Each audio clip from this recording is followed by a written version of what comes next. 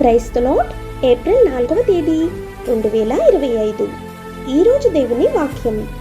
సమస్త జనముల కంటే ఎక్కువగా నీవు ఆశీర్వదింపబడుదువు. ద్వితీయోపదేశకాండం 7వ అధ్యాయం 14వ వచనం.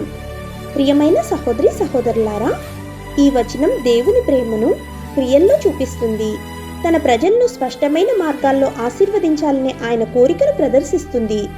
తన ప్రజలను ఇతరుల కన్నా ఎక్కువగా ఆశీర్వదించాలని దేవుని వాగ్దానం వారి పట్ల ఆయనకున్న ప్రత్యేక శ్రద్ధ, అనురాగాన్ని ప్రతిబింబిస్తుంది.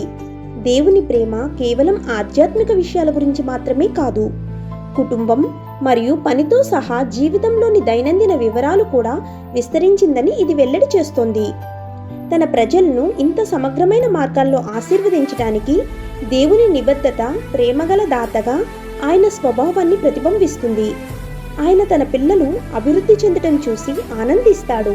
ఆమేన్. God bless you.